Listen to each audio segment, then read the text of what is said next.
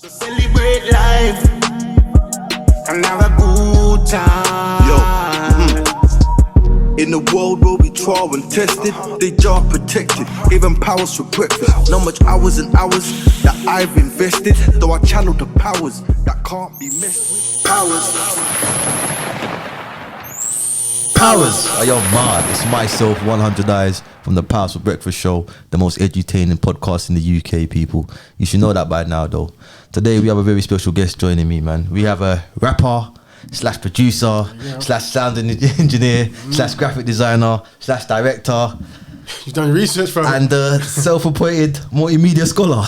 Yo, big up Rat Raven, man. Hey, how you doing, my bro? It's nice to meet you, bro. Nice introduction there. All right. Yo, we got Rat Raven in the building, man. Like a very inspirational brother. I've been watching the brother for a couple years now, man. Okay. On the net, a couple years now, and I'm coming to the light of the brother even before I even saw him on the net. I'm gonna tell you the story how I met Raven. Yeah. All right, boom. I was on Facebook. I think I'm a late Facebooker. Right. Like I joined it like I don't know towards the tail end of it. Right. So boom, I joined all these rap groups to try to promote my music, conscious music now. I'm a conscious rapper, and I see your cover. I can't remember what cover it was though, but it had you on the side piece, and you had a little, you had a nice little shape up. Them days, yeah. And you had a little line in between the beard, and I saw that.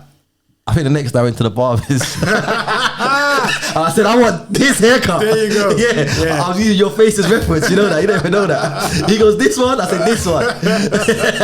So not long after that, I was scrolling on the internet and I see something that says Rat Raven. I said, it can't be the same Rat Raven that I got the haircut for.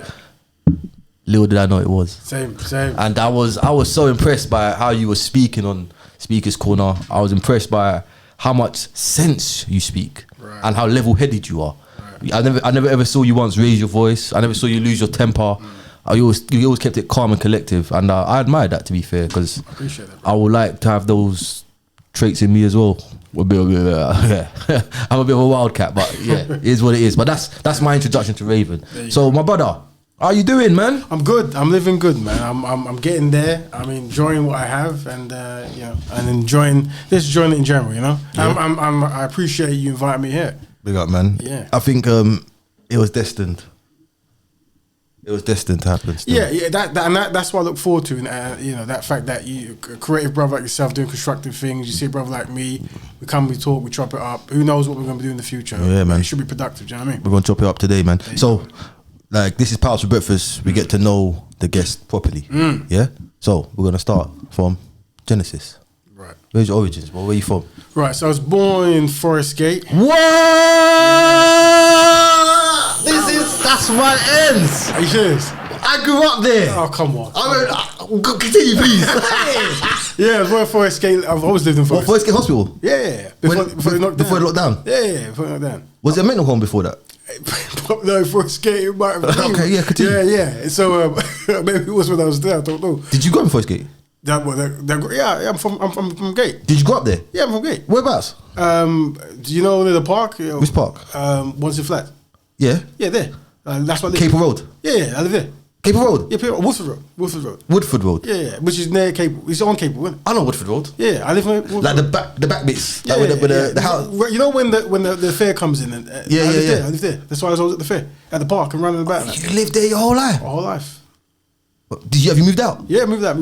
Okay. I'm in Lainstone, innit? But you're Lainstone now. Yeah, I've always been east. Wow. Lainstone, Ilford, Forest Gate. What school did you go? Godwin, Wood Grange, and then Tom Hood. Okay. But they changed it to something else now, bro. Okay, I'll get you. So you was on the Wolf and Forest? No, I was in Forest Gate, but then people said don't go Forest Gate school. Why? Because the smoke, the fights? No, it wasn't, because there's fights everywhere in all the schools, but it was more so the learning. They said you won't learn as much. I don't know. Okay. So I went to where my brother went. He went Tom Wood. That's fascinating. Most of my friends were older, so they all went Tom Wood, so I went Tom Wood. That's fascinating. Yeah, I'm Forest Gate, bro. I'm Gate. But Tom Wood's more Leytonstone affiliated, isn't it? Yeah, no, Tom Wood is Leytonstone. Yeah, so I went to Leytonstone school, but the only option in Forest Gate was Forest Gate, and then where's St. Bonds? St. Bonds would have been out, but that's all boys. So I went Bonds. You went? Okay, so you might know some Oh, we'll talk afterwards. Yeah, we know some people that. Wow, that's yeah. See, when you get to know someone, it's crazy, isn't it? Yeah. So we're both from the same bits. Exactly. That's maybe why we do the creative stuff. Maybe, you know what? That's crazy. The most diverse creative people I know are from Forest Gate. Seriously, like, you know what I mean? Seriously, it is, bro. It's an interesting place, bro. That's crazy. Yeah. So what about origin? I mean, like your so my mum's Dominican. Okay. This is the English speaking Dominican. Okay, yeah. And then my dad's Jamaican. Dad's Jamaican. Yeah. And then, are you mixed race? No. You're black. Yeah. Okay. So this is the thing because you would have seen me debate because if it's not music, it's pro black stuff. Yeah. And this is the thing. If a light skinned brother or sister has a child with a dark skinned brother, you might get a light skinned child, bro. That's how it works, isn't it? Did people mistake you as mixed race? In Speakers Corner, yeah. The thing is, mixed races are kind of a new. Okay, not mixed race, but you know what I mean. No, you're right. As in, like you got one European parent, one African or black parent, right? In generally, yeah, but mixed race could be coolie, could be a lot of other things. Yeah, but that's the thing. So I run a podcast called Black Betterment Broadcast, yes, right? And we tackle historical concepts of race and how.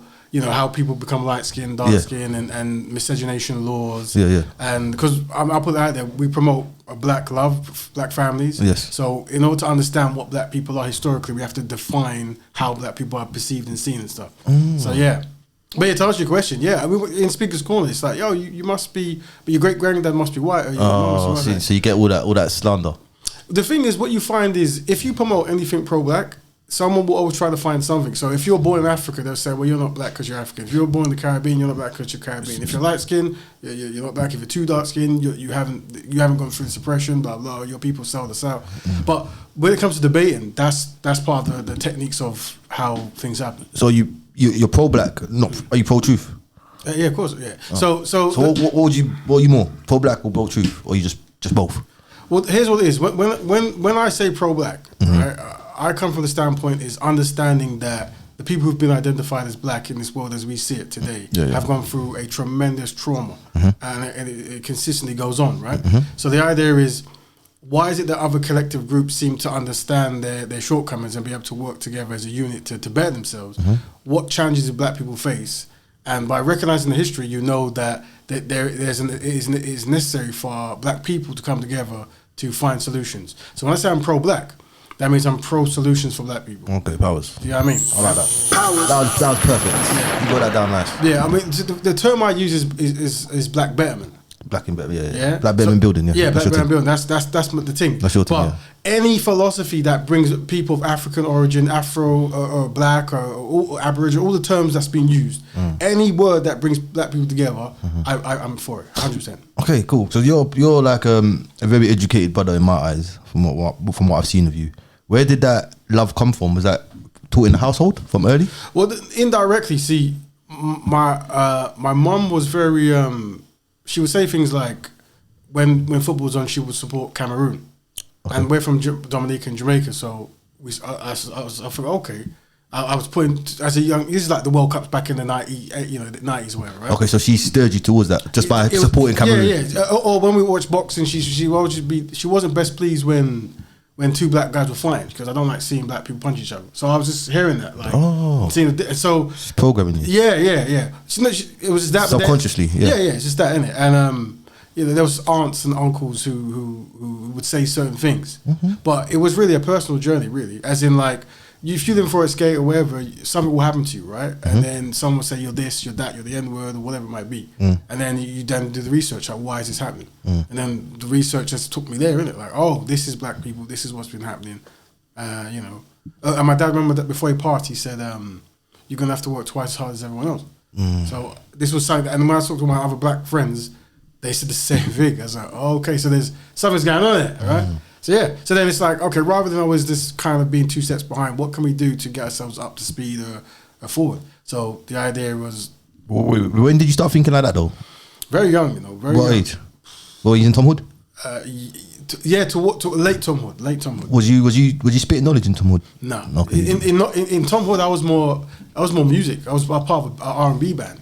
I used to train in the yellow youth club, you know, the Forest Gate Youth Club. Yeah. We used to go there and make songs and all that kind of stuff. Wow. Early. This was early. Yeah. Man's proper rooted. Yeah. Back then, anyway. Yeah. So do you know Coach O? Who? I have to see if I see him. Lawrence. Yeah. Lawrence. Yeah. He's been on the show. Basketball. He's tall, brother. Tall brother. He went Tom Wood, right? Yeah, Tom Wood. Yeah, tall brother. Yeah, he does brothers in that. Yeah. So yeah. That's crazy. Yeah. My cousins and all that went Tom Wood. Everyone went Tom Wood or Forest Gate. So we're all local, isn't it? But yeah. That's literally what it was, bro, isn't it? That I wasn't expecting that. I can't lie. I'm from Forest Gate, innit? I know. And the truth is, like when it comes to reform and stuff, it's all the brothers there who went through challenges is visit them when they went to prison or trying to get them to go there. Yeah. That's what it was. It's because people around me. Yeah. Forest Gate got some powerful people. I think we don't know our powers there, man. Yeah, I can't lie. Forest Gate's a serious place, man. It's a serious place. Yeah. It's a serious place. And I think it's swept under the carpet when it comes to East London.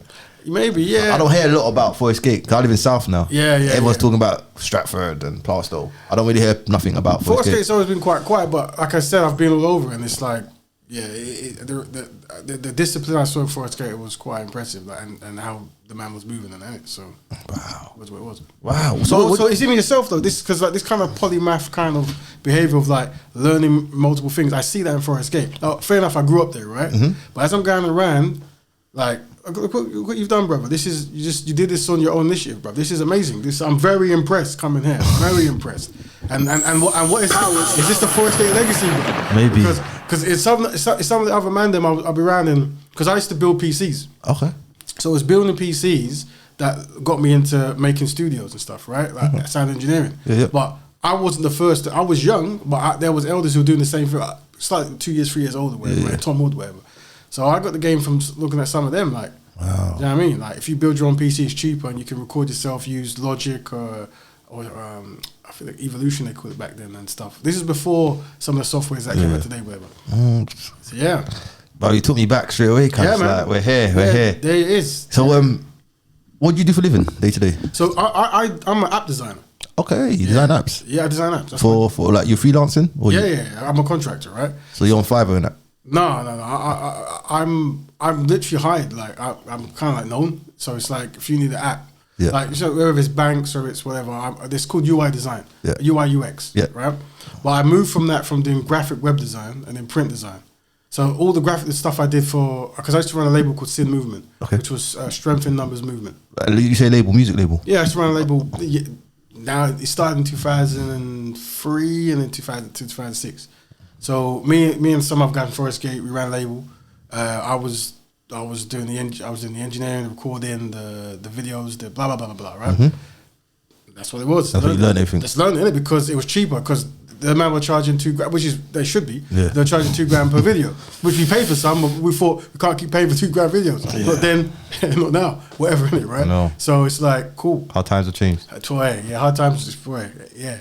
So, but that was like the whole Channel U kind of days. Before Channel U days. Yeah. We're talking $2,000 videos. That's cheap then. Yeah, you're laughing, innit? Yeah, that's cheap for them times. Yeah. Because they went up. You're right. They're mad. Yeah. Wow. So that's what it was. That's the history, bro. Okay. And your father, did he? He passed when I was young. He's Jamaican. So he passed when I was 7. Okay. Rest in power, the father. Yeah. So your mum kept you in line then. Yeah. And I had a stepdad from Dominica as well. Okay. 3 years later. So, okay. Yeah, I was. Yeah. I'll big up Mumsy then, man. Yeah. Boom. So, your name's Rap Raven. Yeah. Yeah. It's for a reason. Yeah. But first off, before we get to the rap part, where did Raven derive from? Bruv, I think it was because I had this early kind of drive.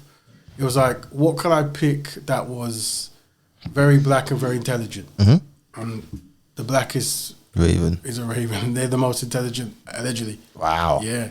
And they are? Yeah. One of the most. I mean, dolphins and stuff are smart. But we're talking about birds, right? Yeah, the birds. Yeah. Ravens, crows, rooks, the Corvus family. They're all very intelligent. They can speak and this kind of stuff.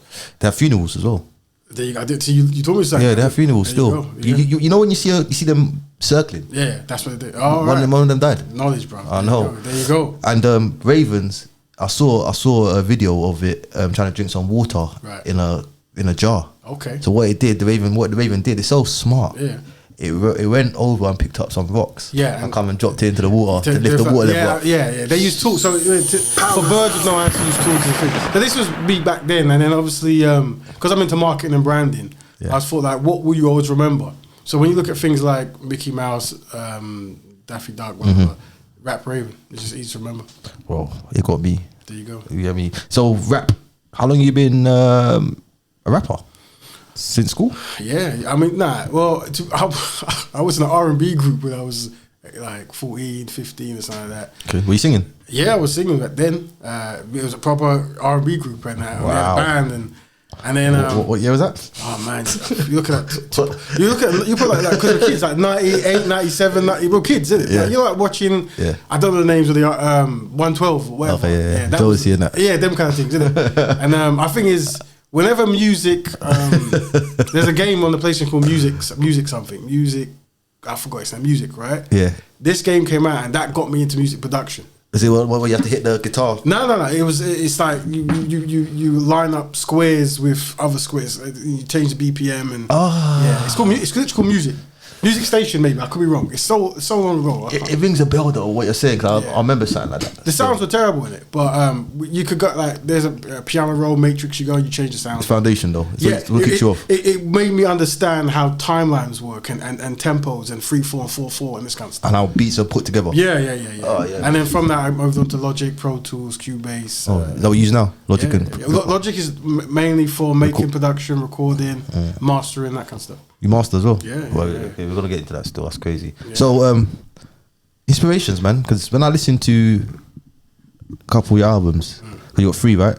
I've got 3 available right now. There's 3. There's actually 4. There's actually 4. I was released 2 albums at once. Yeah. So, but yeah, Beloved, the Beloved, the Despicable, the Wonderful, and the Awful. I didn't see the Awful. It's because it's free. I have to put it on my website somewhere. I can't remember. Okay. It's a free one. You can download it. I'll find the link somewhere. I can't remember. I heard a bit of Busta Rhymes in there. Well, the thing is, I heard Busta Rhymes in there. Definitely. I think for me, I grew up listening. Busta Rhymes is amazing. Yeah. And his producer DJ Scratch and Knots. These are the guys who produce for him. Yeah. And his albums are amazing. But I think for me, the philosophy is that if you could take 5% from 20 people, right, then you have a perceived originality. So it's like, I listen to Busta Rhymes, Wu-Tang, very, very, very into Wu-Tang. Redman, Big Pun, Ghostface, Raekwon from Wu-Tang, definitely. MF Doom. MF Doom, oh yes. Dead Prez, yeah. Oh, yep. Dead Prez. Okay. Proper hip-hop. Yeah. I listen to what they call boom bap and this kind of stuff. Would you say you're a hip-hop connoisseur? Yeah. 100%. Without question, like, it's not even a joke. Your sound is that though, to be fair. Yeah, I mean, yeah. So with the last 2 albums I made, you could put on the connoisseur hip hop label, but also I was experimenting more with, because I also write for live bands, so writing for string orchestras, trumpets, trombones, flutes, blah blah blah. What instruments you play?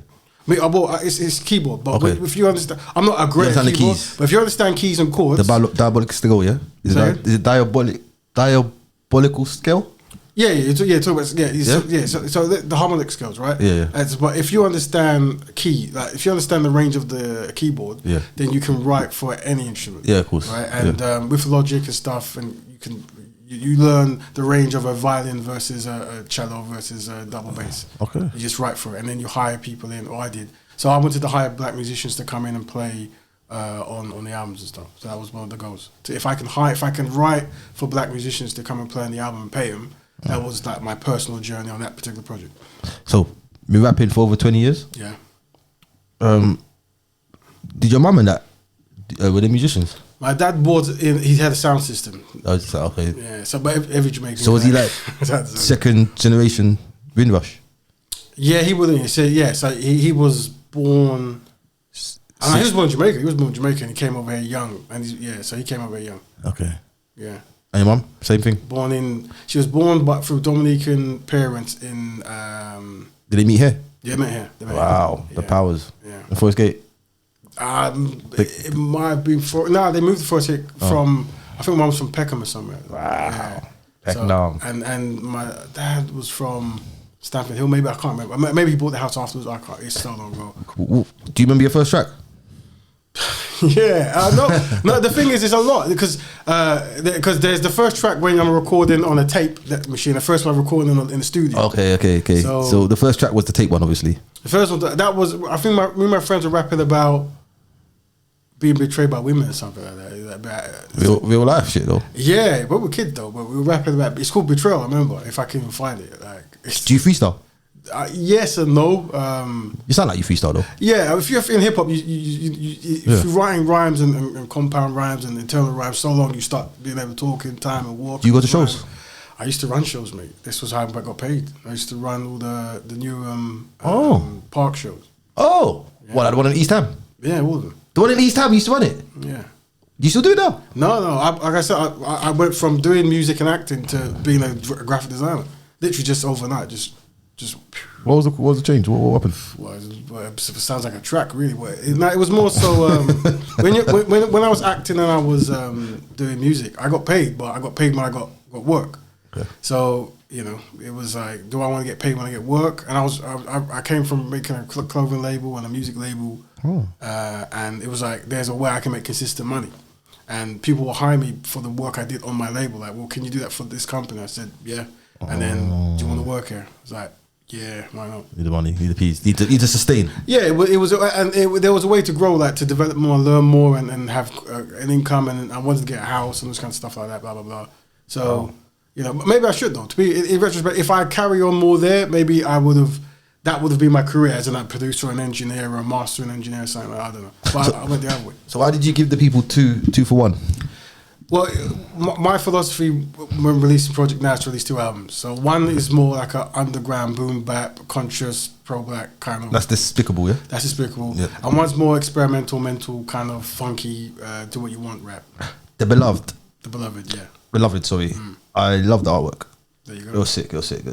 I love the Chinese. Is it Chinese or the Japanese? Probably more chibis, the Japanese chibis you're talking about. The parental advisory. Oh yeah, that would be just Japanese. That's Japanese. That's different. That's different still. Oh, there you go. You noticed that. Attention to this. Clearly you're a designer. Clearly. Come on. Yeah. And if I'm right, it's Back to the Future theme, isn't it? It's 80s. Back it's to the 80s Future. thing. So the palette is when you look at, you're meant to think of 80s. Yeah. So the inspiration of the instrumentals was 80s. What they call boogie. Did you make all the beats? Yeah, I'm a composer. I'm a producer. Oh, you had a specific singer on there. Yeah, he had him on a couple songs. Oh, Cuthbert A. Yeah. Look him up. Who is he? He's a very, very talented singer. He grew up Forest Gate. He's from Forest Gate. Yeah. Where are these people? Forest Gate has some of the best rappers I've ever heard in my life. But there's a lot. Either they've gone down the path where criminality, whatever, or they. I sound like Forest Gate to me, bro. Or their belief system, like me. We've got very strong belief systems, so we won't sign stuff and we won't give away publishing and all this. It's just not silly. It's how we believe in it because. We could make an entire project on our own. So we thought, why would we give that away? Why would we give, and they got these things they call 360 deals and this kind of stuff that came in. So we just wasn't on it. I mean, maybe we should have, I don't know. But we just wasn't. What was the inspiration for The Beloved? So The Beloved was more so, I'm into 80s stuff. I'm into Michael Jackson, Prince, Rick James. There you go. And I thought, okay, well, Can I compose songs, the same chord structure that's similar to that era of what they call boogie or post disco, but have it been influenced by hip hop and rap about topics that only I would want to rap about, whatever. And I did, and I wanted to hire musicians to play certain things, so I composed for them. And so imagine Quincy Jones was to make hip hop back in the 80s. Yeah, that's kind of I was kind of thinking that if such a thing is even possible. How long did the project take to make? Mate, I'll be honest with you, because I'm working and doing other stuff, it was on and off. But during COVID is when I sat down and did it. So during the COVID period is when I made 2 albums. Oh wow, yeah. Wow. So when did you release them? A couple of months back now. I can't remember. Yeah, because it wasn't during COVID. Recently. No, I released because here's another thing. Mastering is mad. I had to relearn how to master. Why? Because everything I was doing, I wanted to be on a higher level. So don't Lander does it? Lander's no. Listen, if you can find any software that makes your life easier, yeah. But I'm a control freak, innit? And so when you start learning about frequencies and also like textualizing your sound, so it sounds a certain way. Yeah. That's what was it. But that, no, if you can find that, Lander's cool. It's what, £20 or something. I can't remember. Yeah, like that, yeah. Yeah, use it. But I'm a mixed engineer in it, so whatever. Innit? Yeah. Yeah, Despicable. I felt that more. But you know why I felt that more? Well, here's what it is. What I've realized in my career, whatever, right, is there's two personalities. So when people who like Despicable, they will not speak to the people who like Beloved. The people like Beloved don't speak to people like Despicable. Wow, you noticed that? I mean, even when I go to Speaker's Corner, it's night and day. When they look at my profile pictures and they see like very like out there performers or whatever, they're like, why is that guy looking like that? Why is this woman looking like that? Because you come from performing arts, it's a very different world, right? But when you come from like education through music or keeping it real, street, this kind of stuff, it's two different worlds. So it's 2 albums for 2 different people. So the more than likely, someone who likes this album will hate that album. Take or give. I can't say that. Do I hate that album? No. It just didn't resonate with me. Yeah, that's what it was. Yeah. So when I'm talking to people, like I've spoken to people where they say, "Oh, you know that '80s kind of one, that's me," but that kind of dark. Yeah, that dark. It was dark. Yeah. It's dark. I keep it real. It was dark. I thought it was a bit dark. Yeah. But like I said, there's an underground scene now they call Connoisseur, which you're talking about, right? Yeah. It's more down that kind of way. More taking influence from '90s lyricists, boom bap, rapping it, and the era I'm from, it's like conscious rappers, isn't it? The Despicable is more political. It's political. Yeah. It's militant. Yeah. That's why I said it's dark. It was dark. When I was like, oh yeah. I'm going into creep mode again. Let's go. Yeah. I liked 2 songs from there that really touched me. We Have No Friends. Yeah. And didn't you know? Didn't you know? Those 2. Yeah. But what's your best song from both of those 2 albums? I don't know, mate. Okay, is it fair to say winners don't use drugs? Because you done the video for it. You must have felt highly from it. Nah, because I make videos. Our video's sick, by the way. There you go. Thank you. The intro is sick. The intro is the intro's bad still. Right, yeah. The thing is, how I was picking songs was like, which video could I get away with easier? Okay. And I had an idea of animation and spaceships. I thought, yeah, the drugs one, that would work. Where did you shoot that? Straight in my house, green screen. So why the rockets? See, because you can animate moving on rockets, isn't it? And What did you use as rockets though? toys. You just blow it up on Photoshop. Yeah, that's sick. Yeah. That's sick. How long did it take to do that? I don't know. Or make it, put it together? Because it's a lot of work. It is a lot. But the thing is, How do you find time? the COVID period. But you done all that in the COVID period? Yeah, everything. All the production, recording, mixing, mastering. I'll be honest with you, you know what took the most time? What? Mastering. Why though? Oh, bro, it was the errors in the mixing where I had to go back and redo it and start again. Because you heard it in the mastering. Yeah, so I had to go back and there's certain techniques I was using that works well on a very powerful Mac, which makes me very lazy. Because when you master, usually you bounce down your songs, and then you master the separate audio. Okay. I wasn't doing that. I was mastering it in the session, which is that's what I do from years ago. And I still do that technique. So it's like a habit. It's a habit. You have to have a very powerful machine to do that. And my machine was telling me no, sir. But yeah, it was a lot of technical stuff. But I'm a very technical guy when it comes to production. So do you like run a studio? As in, not anymore. No, no. It's just everything private right now. Everything's like I did it because I had time. Like I haven't made music properly in a long time, right? And I thought now's the time. Let me do something I really want to do, and I want to release 2 albums, 2 very different albums that have nothing in common, but there is some kind of connection in branding. It's not rap.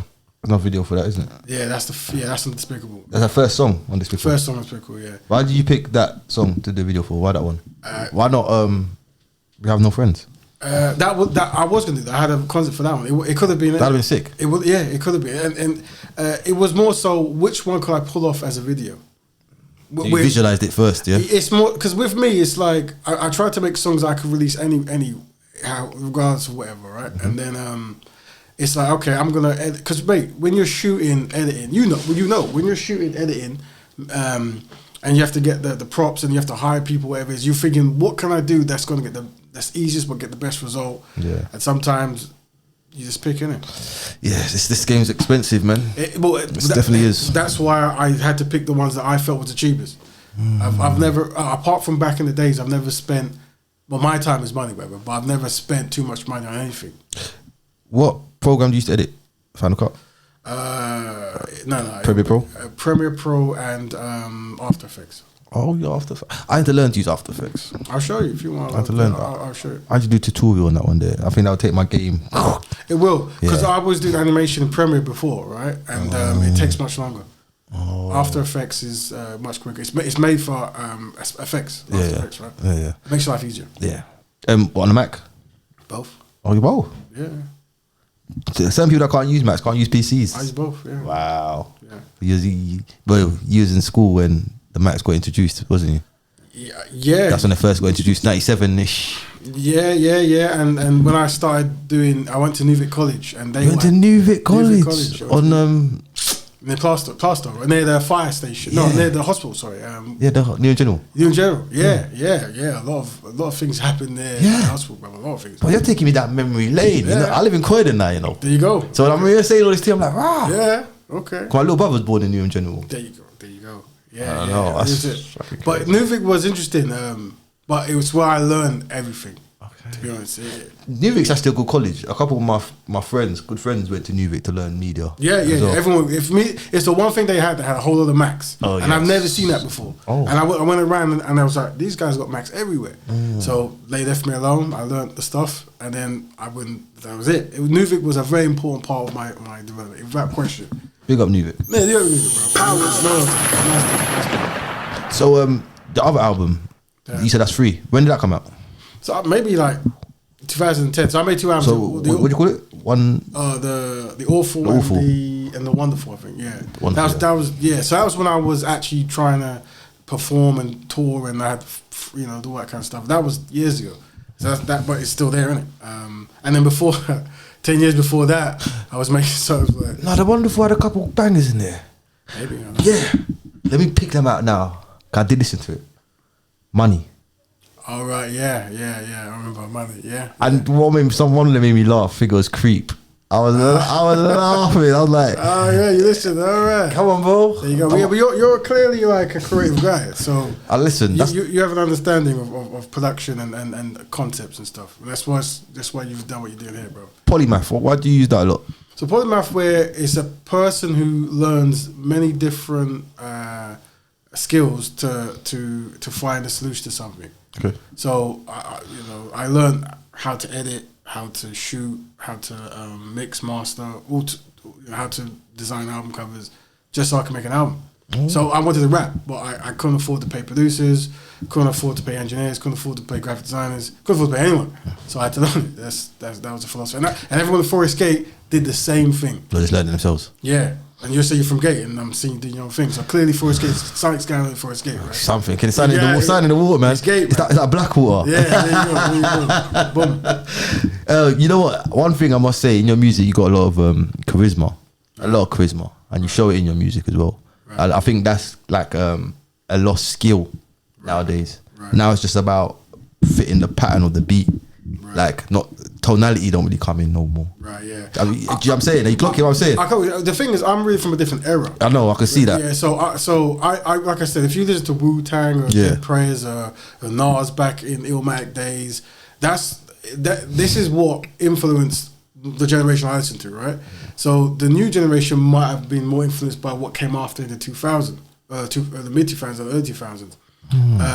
I'm a hip hop connoisseur. I like lyricism. I like rhyming. I like concepts. I like boom bap beats. I like loops. Blah blah blah. Like I said, you got a lot of charisma, bro. And I read one of your bios. Yeah, it was a little title. And I thought I'll just laugh. Brother, when after my research, I was just laughing because it's just funny. Everything's just, you don't take yourself serious. No. You have fun with it. I like it. Yeah. You said Rap Raven would like to think of himself as a ugly looking international popular music star. However, in all reality, he is more of a handsome, unknown underground music noisemaker. Yeah. Most things I write now and read, that's why I write what I want. So you're the first person reading anything, really. So. I think that was on Facebook. You put it on Facebook, didn't it? Yeah. I've written a whole lot of bios everywhere. They all sound like that to me. Yeah. You're a wordsmith, man. You're good at the words. It made me laugh. It made me look into you a bit more. So whatever you're doing, it's working. But I did see something as well and ask you about it though. You said you're the 17th most powerful multimedia scholar. Where did that ranking come from? Well, I work in marketing. And I know if you word things a certain way, your person will go, what? So I put a number there. See, why do you put 17 though? Why do you put 5? Yeah, because the same reason you're saying there. Why? Because you're pondering why, and is this true? But you see, you're pondering it. Well, like I said, I work in marketing, so I know that how to say certain things to make a person go, why did he say that? That is a bit. Is he? That's why would he not say 4? Do you know what I mean? Yeah. Because if I said 1 or 2, then that would be very normal. It'd be normal. Very normal. So what you say 17? Yeah. Bloody hell. And also you got to think though, the amount of great musicians or scholars or whatever in the world from all time, if you could be even 120, you're an amazing person. So 17. I guess so. In the world full of 8 billion. Yeah, and we're talking about history as well, so that doubles, triples all the time, right? So if you could be 17, anything in the world of all time, you're laughing, mate. You know what I mean? So I probably overstretched on that, I don't know. In your household as growing up here, what spiritual consumption did you get? Were you religious? No. Was your mum religious? My mum was raised Catholic, and my dad was raised Jehovah's Witness, and my family's Rastafarian and Muslim and stuff. But there was no pressure to do anything, and that allowed me to study different religions of the world and stuff. So what do you align with, if you could? Is that what you're closest to, religion wise? It's rather than what I'm closest to religion wise. Truth is the most of it, but finding what truth is hard. Yeah, it's hard. Right? It's not easy. Yeah, but once again, I'm very political. Do you believe there's only one truth? No. Okay. No. Well, depends on how you define the truth. But put it this way, I'm very political, right? So the way I see it is, I'm Pan-Africanist and I'm pro-black, right? And when I said that, you're like, are you pro-black or pro-truth? Because there's obviously some market where they're not the same or something, right? Yeah. But it's like any faith group I go under has to benefit the people that worship it, right? So when they say things like white Jesus and what that meant, as in like Jesus from a historical standpoint was not white, but Europeans made him white to benefit Europeans, right? Yeah. Well, I believe in that concept for black people. If you're going to take faith groups that's not within your historical lineage, right? Okay. As in blackify your deities or your whatever. Yeah. There's a psychological reason for that. Are we still talking about Jesus? Anyone. But Jesus was black, right? Yeah. But whether he was or wasn't. The Bible says it, doesn't it? So what I'm saying is, whether it is or isn't, it makes sense for black people to uphold that. Yeah. Right? Seeing how psychology works and how they see divinity in themselves, and if they worship this and that and the third, I think it's necessary. But also, if you follow a faith group that's from your lineage or from your actual background or your historical background, that's also preferred. It depends how deep you go, innit? Yeah. Because if you're talking about lineage, how far are you gonna go? Well, because you gotta go before colonialism and before slavery to get to the roots. Well, that's what I'm saying. Okay. Yeah. So I've given 2 paradigms, isn't it? One where you're adapting a outside faith group to best suit you as a collective or your people group, or going to an original one that was before the one you have now was introduced. I'm cool for both. So I'm very, very clear. I'm very pro-black, right? Yeah. And I think that is how black people collectively are going to progress. It's something I promote. Like, after researching, that's the most deepest thing that I see as a solution. As in, when I look at other people groups, they're very inward in solution. They understand to fix their own challenges. While unfortunately, when I see black people, we haven't been thoroughly educated on the importance of that. And that's why I went to speaker school. That's why you saw me speaking. Okay, to educate. There's primary, secondary, and tertiary, right? Primary is to get black people to practice a lifestyle that is in our best interest, right? the secondary would be truth and interesting facts, you know, and third would be creativity. This question's coming in my head now. Can you be a pro-black person and be with a non-black person? No. You can't? No. No? No, not at all. Not at all? No. So, and I'm So glad what, you can't embrace your blackness while you're with someone from a different... I'm glad you said that. race. It's very important you said that. So what it is, this is very important what you're saying. You imagine being pro-black as being a vegan. See, that's an analogy, right?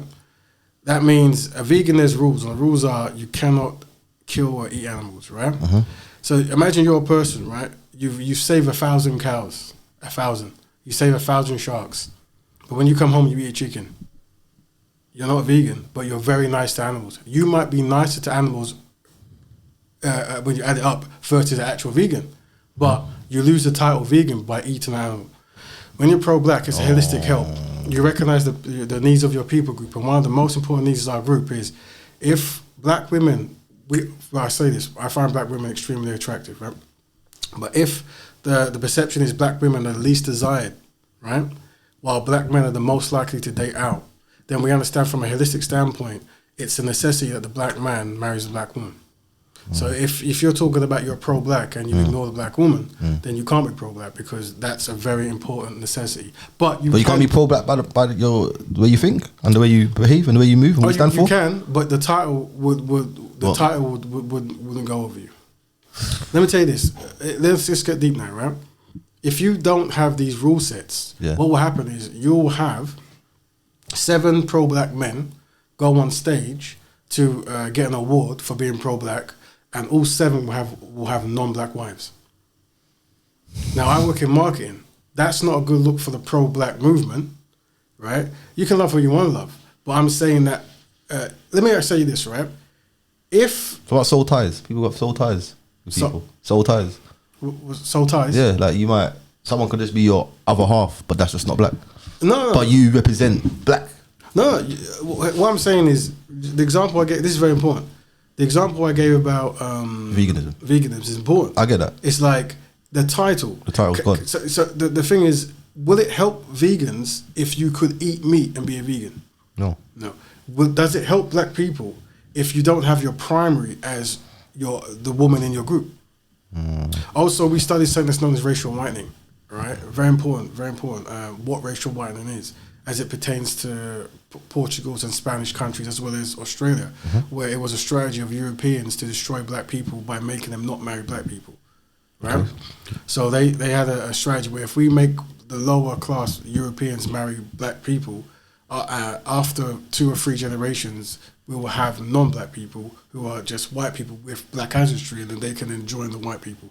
And this is a way of taking away resources, not paying reparations. Okay, yeah, that makes. When you said not pay reparations, that makes sense. Still. Yeah. So these are the strategies that they had in Australia, Brazil, America, the Portuguese-speaking places in the Americas, right? So if you're conscious and you're aware that these strategies were used before, so black people have no power and were forced to marry non-black people in certain areas, while now black people have freedom, but they're doing the same behavioral patterns when they become rich and wealthy. Then when you connect the dots, you go, is this not part of the dot connected? As in how black economics gets stopped is by not marrying a woman. But your wife is your first business partner, isn't it? But what are the percentages? Because I know media display certain things to us, but what are the real percentages though? So with rich black men and marrying black women to rich black men marrying white women. Around about 70% of black men marry black women. This is not, so this is good. Rich, we're talking about rich. No, but I'm saying black people. Yeah. But the issue is when it comes to being richer and stuff, the percentage, it goes up. So you're more likely when you're black to not marry a black woman, the richer you get. Right? Why is that? Why do you think that is?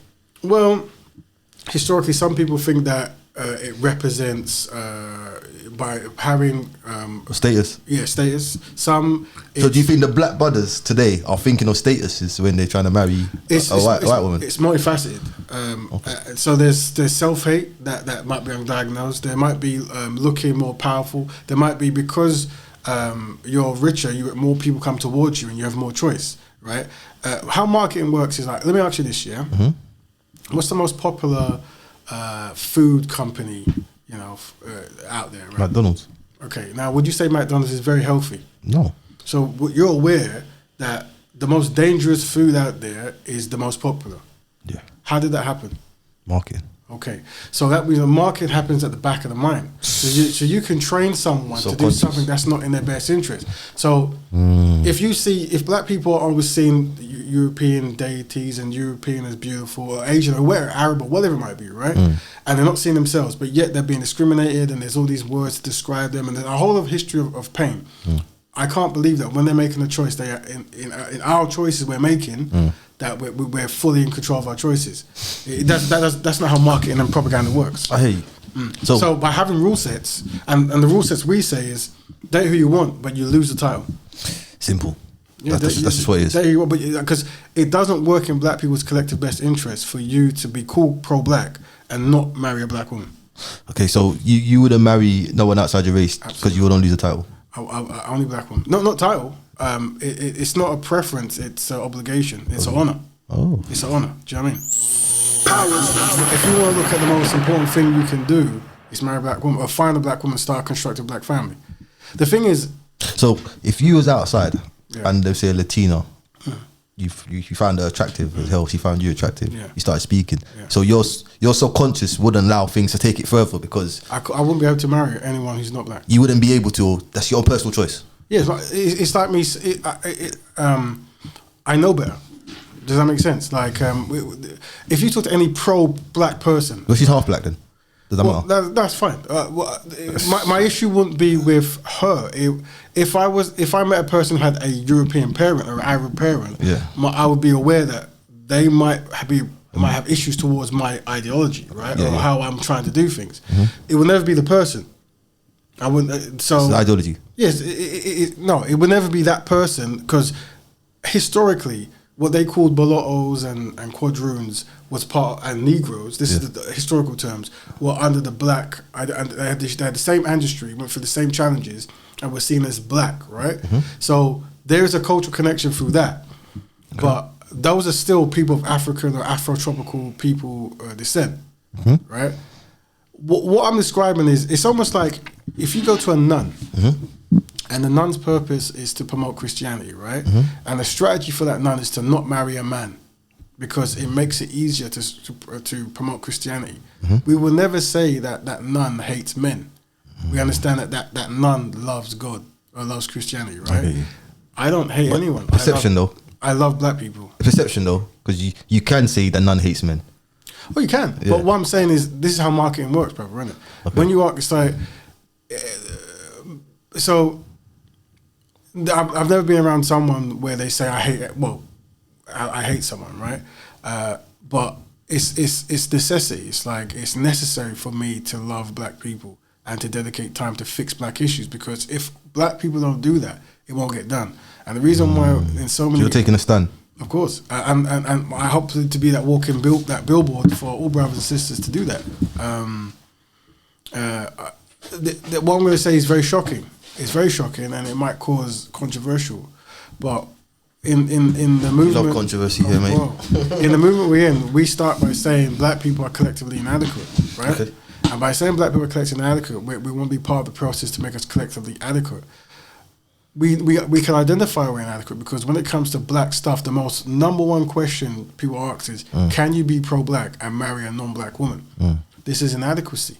Because if you go into other people groups, they don't even, your name won't even be mentioned on their tongue when it comes to marriage. So why is it that, once again, the back of the mind marketing, we're programmed to be subservient, right? Historically. I hear you. I'm just asking. No, I hear that. So what I'm saying is, part of the Black Betterment movement and part, right? We're making the Black Betterment blueprint, and that is how can we live that's going to improve black people collective forwardness and progression, right? And the question about women, it's more a question about family. How do you make a black family? Constructive black man, constructive black woman, make a constructive black family.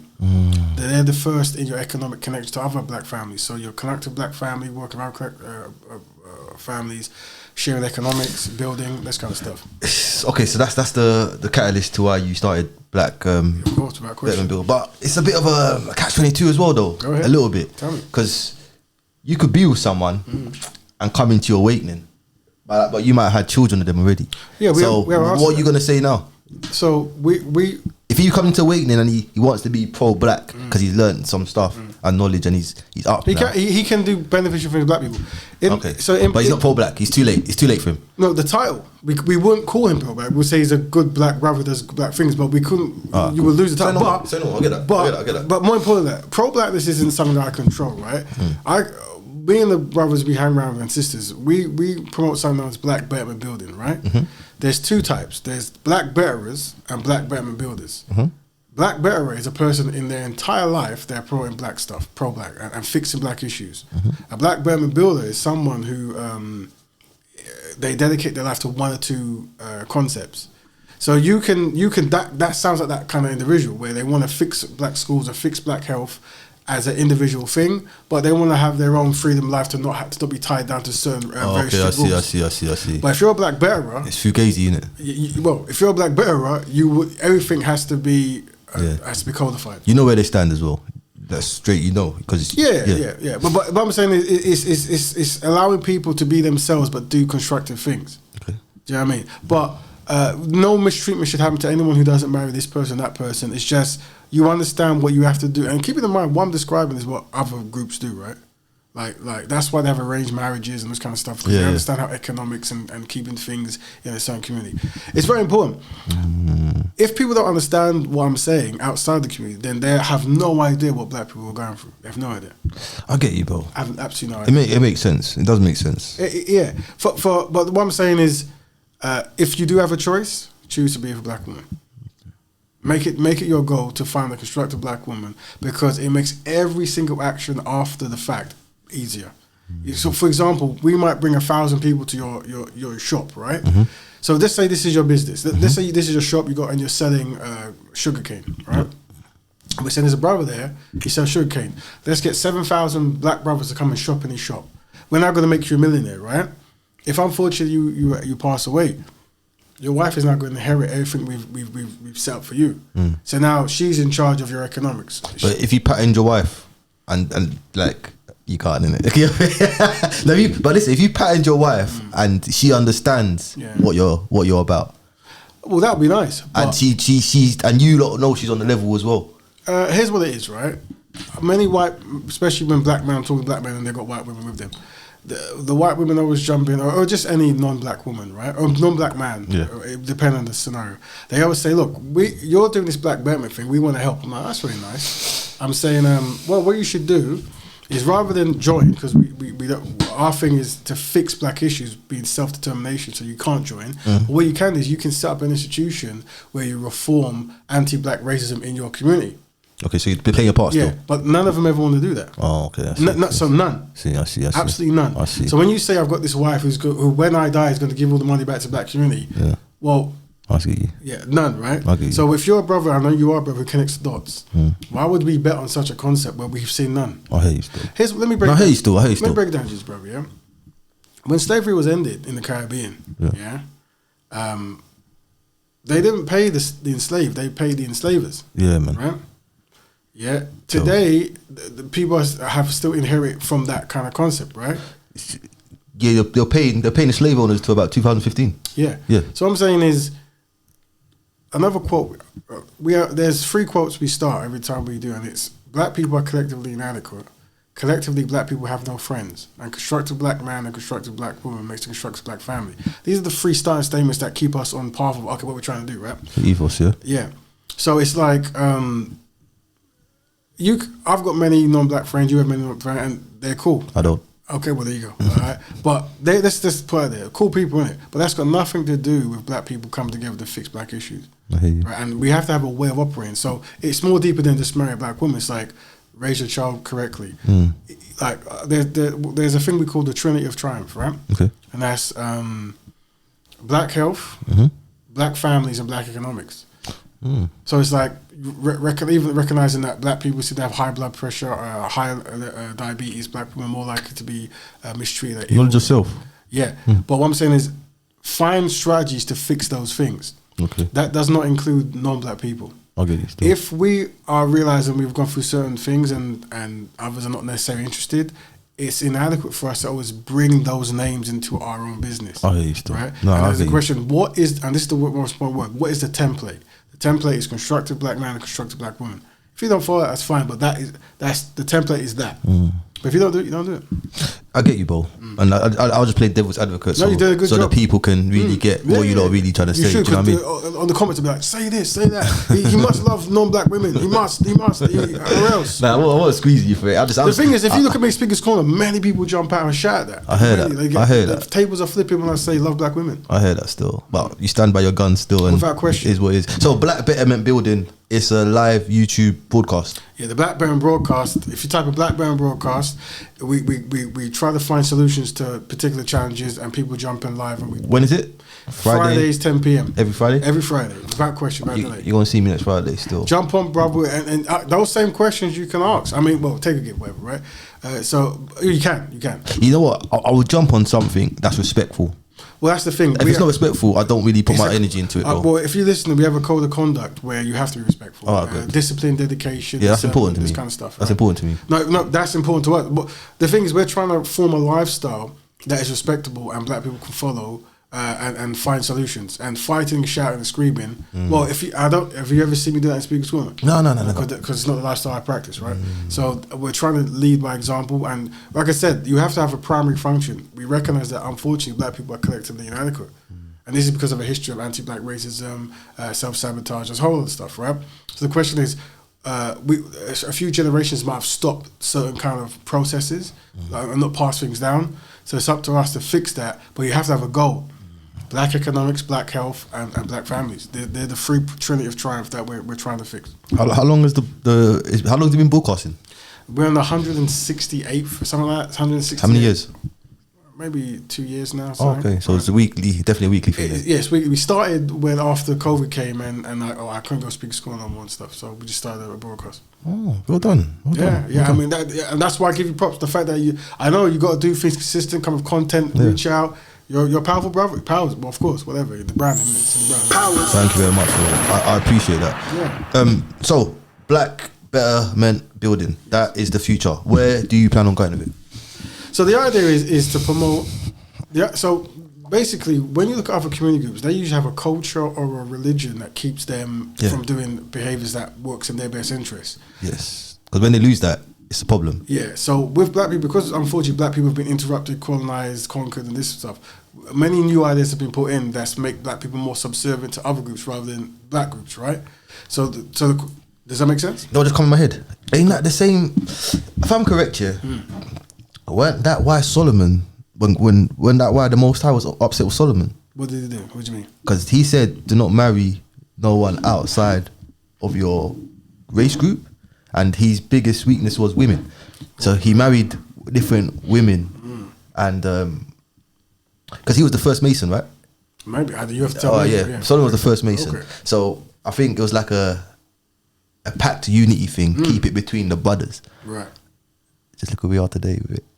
This is what happens when you let the floodgates open. Yeah, they're scheming on getting what you have as well. When I say collectively, black people have no friends, it's just not like a romantic word. It really is how it works. On a collective level, no one is going to look after black people. Right? Of course not. So you need a process of how do you fix the historical stuff. I'm going to say again, when I say we're collectively inadequate, if every time I'm talking about economics, progression, health and stuff, someone keeps talking about access to the daughters of white men, access to the daughters of Arab men, then I know we're defeated, because men are meant to be builders, yeah? And look, when you have wealth and stuff, who you marry is very important, whatever, right? And ownership. So we don't know this. We're going for looks and lust and marketing on the posters, right? So it's up to us to come with the propaganda or the promotion or the marketing or whatever it is to make black people remember that these are the primaries that we have to do to fix the black community. And loving a black woman is part of it. You can't escape that. Like, here's like this. If you're aware, you want to connect dots that marrying outside your group it was used as a weapon to destroy your group. It's documented. You can Google the word Ham's Redemption Brazil. Just Google that word, right? Anyone Google Ham's Redemption Brazil. If you Google that, and you'll see how Argentina was a successful mission of destroying black people in Argentina. It was successful. They won. Yeah. Brazil was not as successful. They broke people down into Negro, Pardo, and Bronco, right? Yeah. And their goal was for people to go from Negro to Pardo to Bronco, meaning from black to brown to white.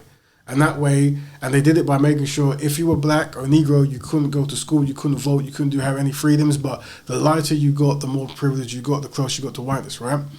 So if we see that every time black people get popular, famous or rich, they have more likely to go towards non-black women or black men or whatever, and then not actually create economics for their own group, then if you connect in dots, that seems to be very similar to the past. Like this seems to be a strategy, whether it's the back of the mind or the front of the mind that's swinging. Now, it doesn't mean that if you're married to a non-black person, you can't do constructive things, but awareness is important. So when you have awareness, then if you're married to a non-black person, you can try to negate it or try to help knowing what you know. But saying that there's brothers and sisters who marry each other who don't do anything, right? I heard that. Yeah. But we're saying that once you, let me give you a perfect example, right? The reason why I wouldn't want to go to jail is multiple reasons, right? But you might become consciously aware in jail. So that means you're now very limited. You can help people in jail and do certain things, but you're not going to be as mobile as you was out of jail, right? Same with when you're married. If you're married to a non-black person, then when you become aware, you're, oh my days, I see how things connected. Like she's my first business partner. When this political thing came out, she was on the other side, I was on this side. She doesn't believe in reparations. She doesn't. I was like, oh my, I was just looking at her legs or her eyes. Do you know what I mean? So you have to give brothers that truth, innit? It's deep. It is, and we have to speak in a way, and the way we speak is you are marrying the daughters of a white man. I'm coming on Friday.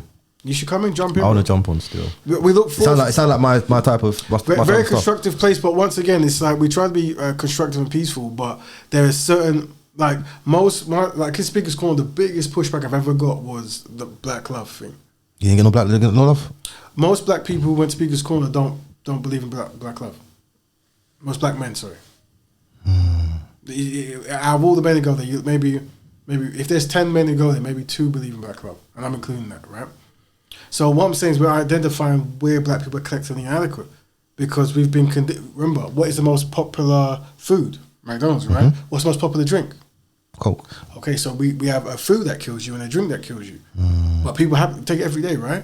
I'm not saying it's good or bad. I'm saying that marketing does that. Coke was originally a medicine, though, wasn't it? Well, they tried to make a medicine. No, originally. Well, it didn't. And Dr. Pepper. Yeah, because all those fizzy soldiers were made in chemist labs back in the 18 whatever. Yeah, right? the 800s, yeah, and good for them. But the thing is, if we understand that people can buy things that is in their best interest, when it comes to marriage or investment or economics, we can make choices that's not in our best interest, and we don't know because we're using another group's philosophy. A very important point is, white people, black people, let's use that paradigm, right?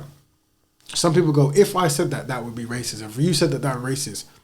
You can't put black people and white people in the same paradigm. So if both people are trying to be constructive, a European has to go, you know what, we've dominated for many years and we've mistreated many people, unfortunately. Our version of being constructive is to dismantle racism and to give back reparations and to fix things that we've done. Which you're not going to hear. We're going to hear. And the black people, our way of doing that is by fixing our own issues so we can become more equal than we have before, right? So now you're seeing like European institutions trying to include more black people, whether it's with certain things, because they realize that by practicing racism for so long, it's not beneficial. Depends. Well, that's a techie one as well. Well, I once again, I don't get involved in that. Like, so their thing is when we have an advert, let's have a black wife and a white husband, because that way we can hire a black actor, and you know what I mean. And that's them. That's their solution, right? That isn't our solution. Our solution is to have 2 constructive black families, right? But whatever. So I'm saying that we're black people are too far behind to have the same solution of other groups, Arab groups, Asian groups, European groups. I've never spoke to a black person who doesn't disagree with me. They go, no, you're right. We collectively are inadequate. Yeah, we are. Yeah. So it's almost like I'm at the bottom of the league and I'm going, yeah, should we try to win? And I was like, oh, if you want. So, Yeah, we need to win. We need to win, innit? Yeah. So we need to have. We'll get relegated. Yeah, we need to. Yeah, exactly. Come on. So we're gonna try to get as high. We'll not get relegated this season. The next season potentially win. Okay. So everything I'm saying sounds quite strict because it's trying to like not get relegated. But it got to be. It got to be to achieve what we got to want to achieve because we're behind. Like I said, the controversy is a good algorithm, and I guess the most controversial thing I say is we're collectively inadequate and black men should marry black women. It shouldn't be controversial at all, but that's where we're at. But I'm happy to ride that wave, and I'm happy to debate any brother or sister who disagrees with the things I'm saying. I haven't come across many people, they don't want to debate this kind of stuff. But the importance of black love, it can't be understated. It really is important. What about polygamy? Yeah, I mean... You think that's you down for that? Yeah, but when I say, here's how I see polygyny, not polygamy, right? So polygyny is if you're a man and you've got a big heart and a big bank account, then you should tell the women, I wish to be polygynist when you first meet them. If they agree, then you can practice polygyny. If they don't, you can't. You have to go somewhere else. That's it. Let's keep it true. You just go. I have a big heart and a big bank account or whatever you've got, and I want to look after you and another woman, a left-hand wife and a right-hand wife, maybe, I don't know, whatever you want to do, and you're going to treat you both equal. What about the flip of polygamy? What if it's two men and one woman? But polyamory, right? Do you agree with that? Well, what do you call it, sorry? Polyamory. Polyamory. So polygyny is a man and two women, and polyamory is, I think it's polyamory. I haven't heard it for so long that I forgot, but my memory is not as good as it once was. Okay. But let's say it's that, right? Here's what it is. When you talk to a woman, or you go, what would you really like, right? Many will say, I would like to be retired, have my own house or my own car, and wages from my husband. This is the zenith of what women desire. If you ask a man, he doesn't match that. He doesn't go, I want my wife to retire me, have a car, a house. He goes, I want another wife. Right? So what that shows you is these are the needs, or the so-called needs of the two people. So it isn't like for like. The truth is, if a woman wanted to have two partners, she's more likely to have that than a man, because a woman can go out and get attraction from men easier than the man can, right? It's different dynamics. But like I said, once I talk about templates, so that would not be a template I promote. But if women and men find that to their thing, by all means, that if they can make that work, that's them. But it wouldn't be a template for a woman to have multiple husbands. That's not what women are craving. Women more want to have security provided and protected by a strong man. So as a black bearer, I try to make men strong. Now, it could be an option that there isn't enough good, strong black men out there, so maybe polygyny might have to be an option. If the women grant it, so be it. If they don't, so be it. That's more in the Hebrew Israelite faith. They do polygamy. Yeah, they do polygyny in Hebrew, and I think they have some 7 is the maximum, some of that. And in Islam, it's 4. 4, yeah. And yeah. But that's not, that's just more so if people want to practice that, and you're rich enough, and you've got the. But Ali said that. So don't you think black building better should promote that in order to fast track their goal? The problem is, because we're collectively inadequate, and sex is what most, unfortunately, black men are powered by. That's why when we talk about pro-blackness, the first thing we say is, can you marry a white woman? Because of that, it's a recipe for disaster, because people will use it. They'll do things like, I'll get 5 wives and they'll work and I'll stay at home, and the balance won't work. The idea is you've got such a big heart and such a big bank account that you can look after 2 families or whatever, right?